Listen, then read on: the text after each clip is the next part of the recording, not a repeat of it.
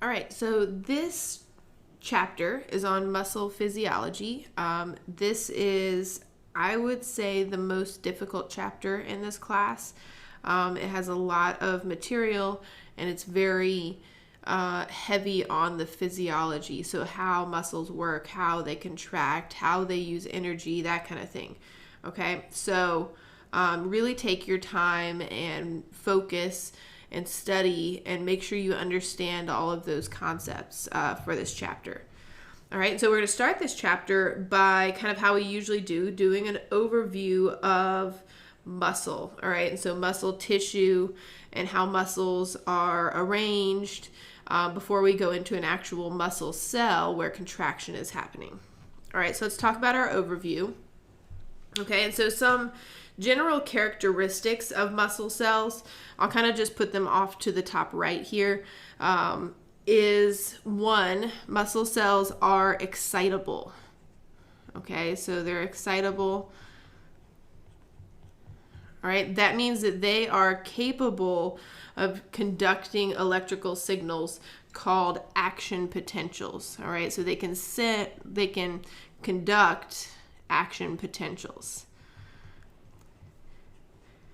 Okay, and we're going to talk all about action potentials, all right, and they'll be really important for this chapter and when we do the nervous system.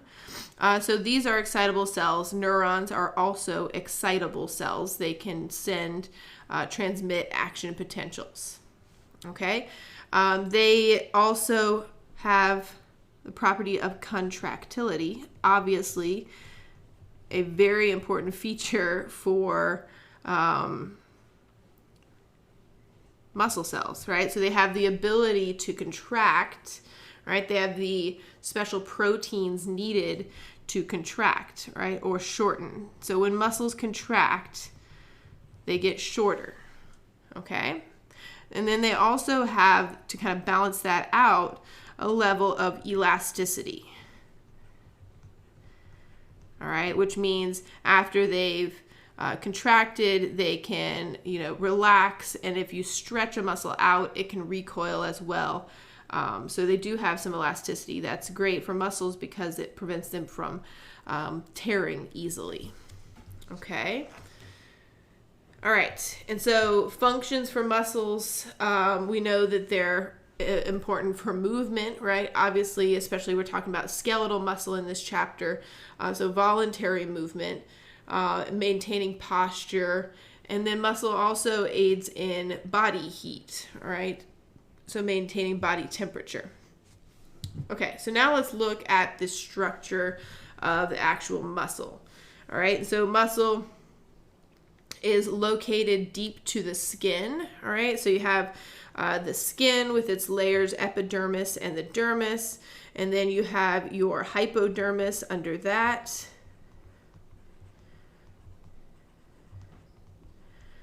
All right, hypodermis, superficial fascia, subcutaneous tissue, that's all referring to the same thing, right? That fatty tissue underneath the skin that helps to kind of insulate and protect that tissue underneath. Okay, and so then underneath the hypodermis, you would have deep fascia, all right? And so deep fascia, or the epimysium or epimysium, depending on who says it, right? I kind of prefer mysium, all right? Because myo means muscle, and so mysium sounds closer to myo to me, all right? So deep fascia or epimysium, this is going to be made up of dense, irregular connective tissue, all right? So dense, irregular tissue. Okay, and so that is going to be just below, again, the hypodermis, all right? And typically this epimysium is going to surround an entire muscle, all right? So it surrounds an entire muscle. So if on our picture here, we're going to kind of be labeling some things. What we're looking at, right? So this would be our entire muscle. So this kind of pale, white coating on the outside, the covering, that would be our deep fascia or our epimysium. So it surrounds the entire muscle. All right, so this would be likely one of the quadriceps muscle. It's attached to the femur. Okay, so this would be the epimysium of that quadriceps muscle. Okay. All right. And so with that epimysium, it, along with some other connective tissues we're going to talk about that surround the deeper layers of muscle, all right, it forms the tendon. Okay, so we have here, I'll just label it, this is going to be our tendon. All right, it's kind of formed from that epimysium as well as these other layers we're going to talk to. They travel all the way back and kind of bundle together after those muscle cells stop to form the tendon. All right, and then that tendon will anchor into the periosteum of the bone. All right. Good. And there are also, so we have tendon here. So tendons attach muscle to bone. And then there's also a specialized type of tendon found. This is, again, dense, irregular connective tissue. This is called an aponeurosis. And so this is going to be a flat tendon. And there's a few examples of these. All right, so this is like a flat sheet of tendon.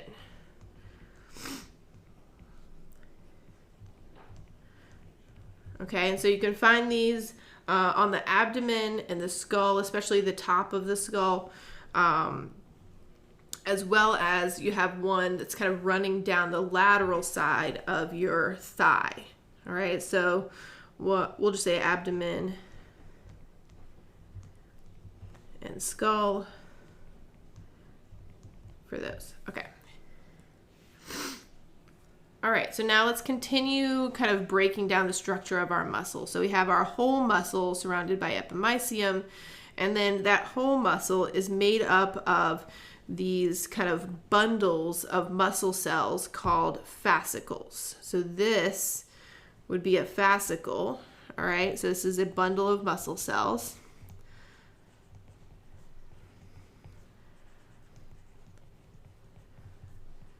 Okay.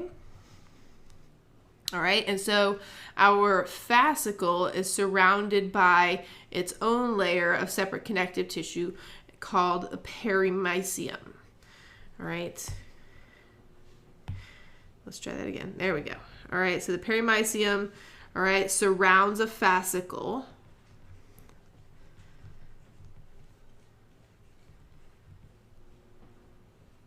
Okay. And then within that fascicle, we have a bunch of individual muscle cells. Okay, so if we're looking at this picture, each one of these is going to be a single skeletal muscle cell. All right, so those are all skeletal muscle cells. Those skeletal muscle cells are surrounded by a connective tissue layer called the endomysium. So the endomysium is going to be surrounding a single muscle cell. Surrounds a muscle cell, and a lot of times you're going to see throughout this chapter and going forward that skeletal muscle cells are also called fibers. All right, so muscle cell or muscle fiber. So the endomysium surrounds a single muscle cell or muscle fiber. And then we'll talk about, in just a moment, each muscle cell contains these bundles of contractile proteins called myofibrils. All right, so that's what you see, each of these little circles inside of the muscle cell. All right, so this whole thing here, all right, is our muscle cell or fiber. And that muscle fiber is made up of these bundled proteins called myofibrils. The bundles are called myofibrils. All right. So these are, we'll just say, bundles of muscle. we'll call them contractile proteins. We're going to talk about them in just a minute. Contractile proteins.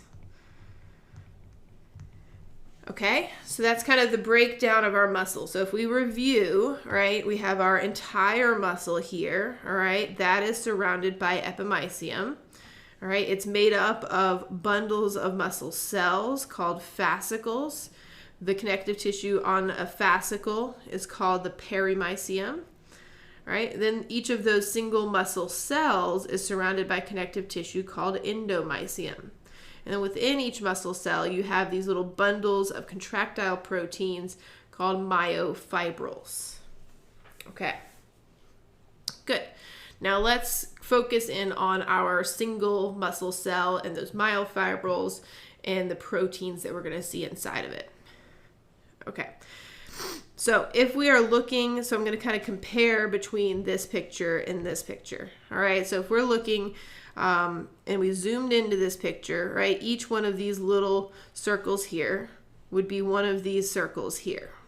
Okay, so our myofibrils is what we're zoomed in on. All right, so then these blue lines and these kind of red lines, you can see them as dots on the end here. Those are those contractile proteins I mentioned. All right, and you can see there's some mitochondria, right, in these cells. There would be nuclei, that sort of thing. So let's label the parts kind of the inside of our muscle cell or a muscle fiber. All right, so with muscle cells, skeletal muscle cells, we give the membrane and the cytoplasm a special name. All right, and so we call the cell membrane of a muscle cell the sarcolemma. Okay, so this is the cell membrane specifically of a skeletal muscle cell.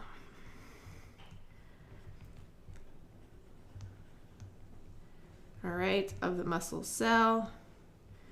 And so that we can see is just this layer here, right? So that's our cell membrane, right? That would be made of plasma membrane.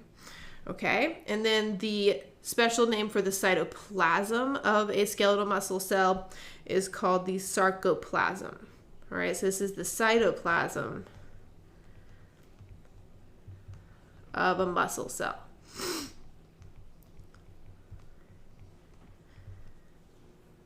Okay. All right, and so that would be, again, there's nowhere I could really point to it, right? Because that would be kind of everything, you know, throughout the cell. Okay, so then with these muscle cells, we have our myofibrils, right? We can kind of label that here. We talked about that just a second ago. So this would be a myofibril here. All right, we could kind of bracket this one guy. That's a myofibril.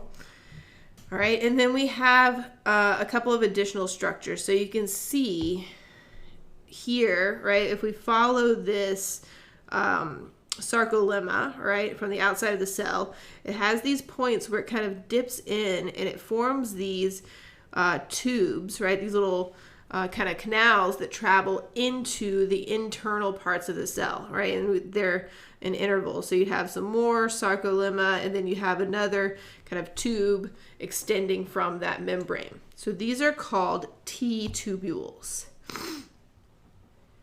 Okay, so those are T-tubules. All right, so T-tubules are kind of invaginations or extensions of the cell membrane that kind of burrow down deep into the middle of the cell. All right, so these are extensions or tubes, whatever you want to call them. All right, whatever kind of sticks of cell membrane. And so the whole purpose of these two T-tubules we're going to see is that our action potential, our electrical signal, is going to travel along the plasma membrane. And so the job of the T-tubule is to take it from this plasma membrane, the outside of the cell, all the way deep down into the deep parts of the cell. All right, so it really is, it's kind of like a little burrow down into the cell that'll carry that electrical signal to the middle of the cell. Okay. And then along these T-tubules, you can see these blue structures. All right, these blue structures are called Sarcoplasmic Reticulum. All right, so that's all this blue. And so Sarcoplasmic Reticulum is kind of a specialized smooth ER. All right, and it has a special function compared to ER we've talked about, smooth ER we talked about in our cell chapter, and that is that it stores calcium. Okay, so it's a special type of smooth ER found in skeletal muscle that is going to store calcium. Okay, so that's our muscle cell and the important parts that we're going to need to know when we talk about muscle contraction. All right, and so if now we take just one of these myofibrils, all right, now we're going to focus on that and look at how those contractile proteins are arranged within that myofibril. All right, so here's our myofibril here. And so remember, we have our red contractile protein and our blue contractile protein. All right, and those are going to be thick and thin filaments, right? They're called myofilaments. All right, so as a group. So we have myofilaments, that's what we can see, our red and our blue. All right, and so those are going to be, we're going to talk about in a minute, the thick, all right, which is the red, and thin, which is the blue filaments. Okay, so let's just talk about how they're arranged really quick, and then we'll talk about what those filaments are made of.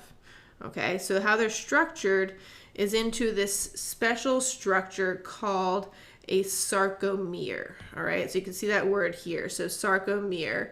Okay, and so the definition of a sarcomere is that it goes from one Z line. All right, so let's talk about what a Z line is.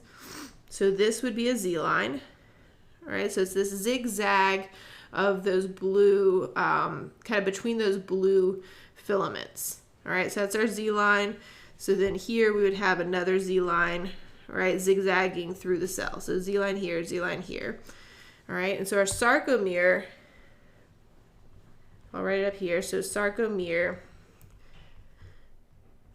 extends from Z line to Z line. So from one Z line to the next.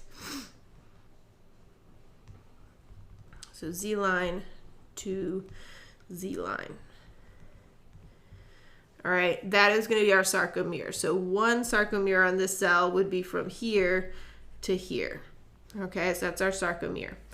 All right, and then from there, we divide those proteins into bands. All right, and so if you remember, when you looked at skeletal muscle in our tissue chapter, they were striated, right? They had dark bands and light bands that just alternated, so it made it look striped. Those are the A and I bands. All right, so the A band is the dark band. All right, so this is the dark band. A for dark. All right, and I is the light band, I for light. All right. So we're going to actually point out where those are located. Okay, so the light band, or the I band, would go from here to here. All right, so this would be one I band.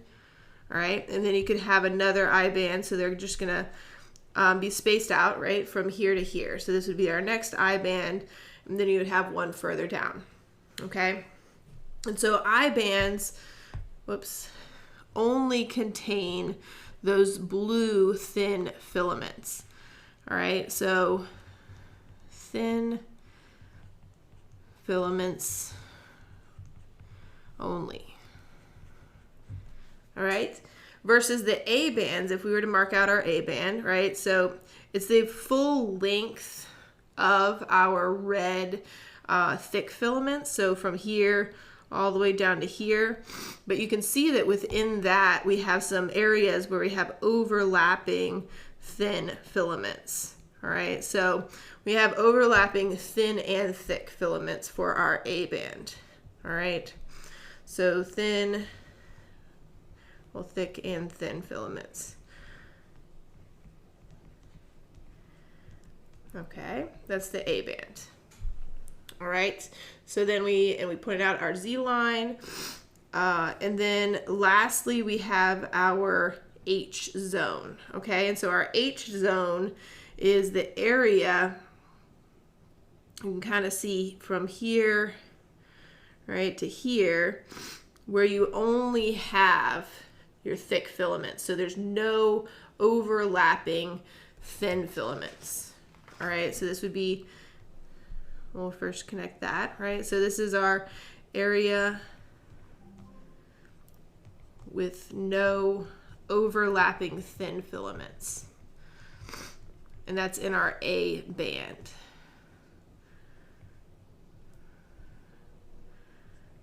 All right, overlapping thin filaments.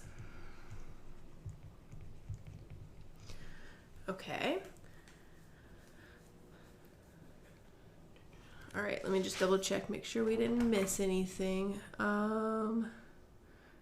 Good. Okay. All right, good. So now let's talk about those thick filaments and the thin filaments.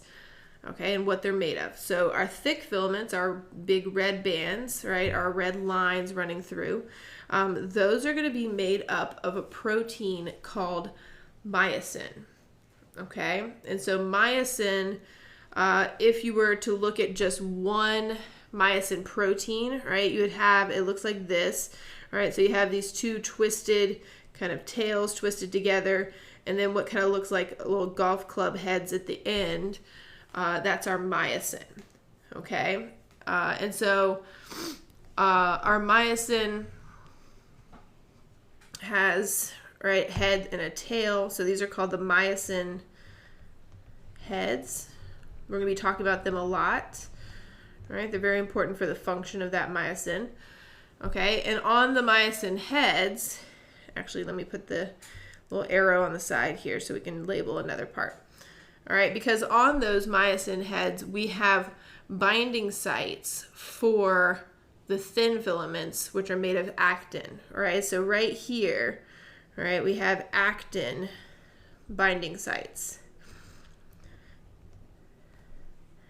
All right, so that little spot on myosin is like magnetically attracted to actin. So it's an actin binding site. It's a site that wants to bind to actin, our thin filament. Okay.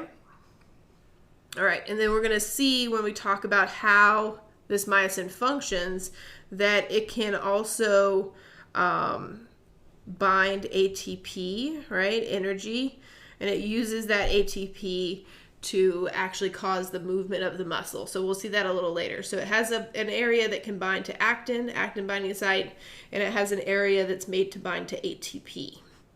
Okay, so that's our myosin, our thick filaments. All right, and so the function of myosin, we'll kind of write that below it here. All right, so myosin's function is one, to break down ATP.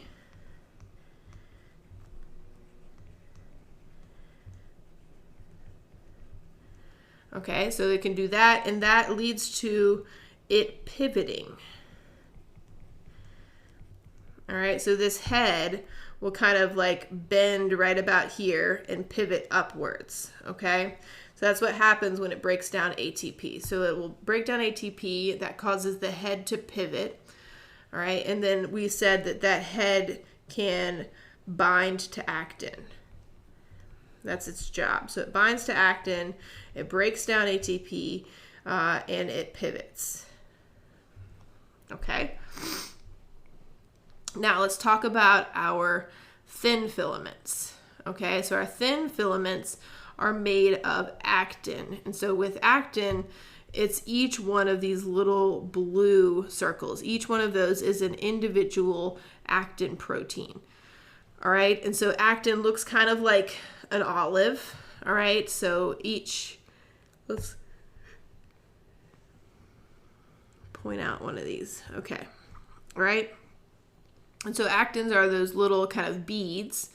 And so they can bind to a few different things, all right? And so they're linked to each other, and they form this kind of helical spiral pattern. So you have these long strands of actin proteins, and they're spiral kind of wrapped together with other strands of actin proteins, all right? And so then they can bind to that myosin head that we just talked about, right? So this would be a myosin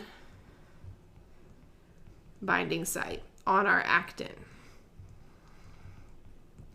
All right, so they each have actin and myosin corresponding parts that are attracted to each other, right? So that want to bind to each other. So you have an actin binding site, and you have, or a myosin binding site on our actin, right? So each one, that's kind of, if this is an olive, the pit of the olive, right, would be where myosin likes to bind.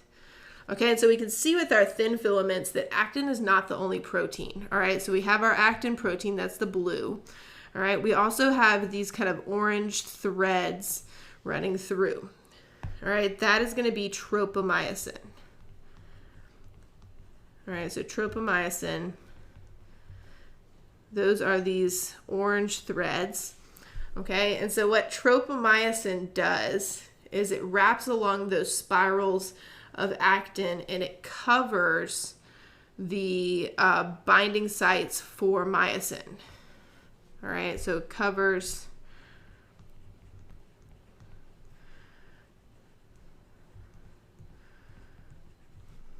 myosin binding sites on actin. Okay, so it's going to cover those up. So whenever those are free and exposed, they are ready to bind to myosin. All right, so the job of tropomyosin is to cover them up, and so it can control when actin and myosin are going to bind to each other by covering those binding sites. All right, and so that's the job of tropomyosin, is to cover those up to keep myosin and actin from binding to each other. All right. And then lastly, we have these little yellow proteins here. These little yellow proteins are called troponin. Okay, so we have troponin, are these guys. All right, the little yellow guys. And so troponin binds to three things.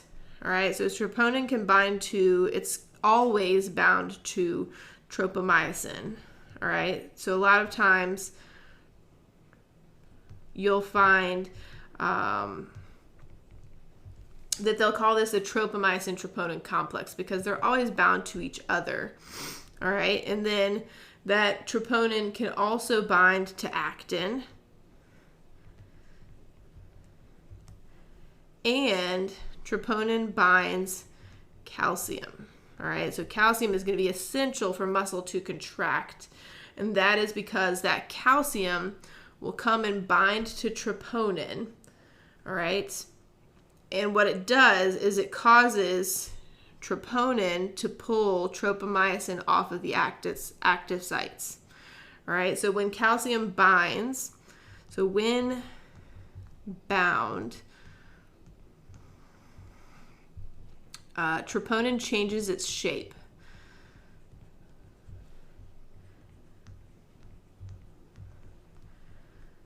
Okay, and that change in shape is going to pull tropomyosin running out of space off of the binding sites on actin.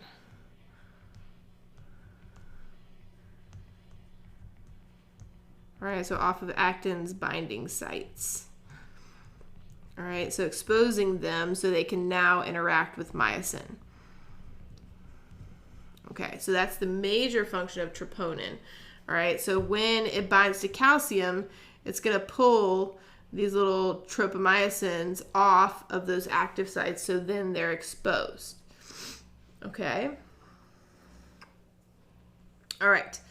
Good, so we're going to leave it there for this video, and then in the next one we're going to start to talk about and kind of put this story together of how the muscle contracts, right? So we've got some of our different parts. We know the structure of our muscle and our sarcomere. We just looked at our thick and our thin filaments. So now we can start to put that together into how the muscle contracts. So we'll do that in the next video.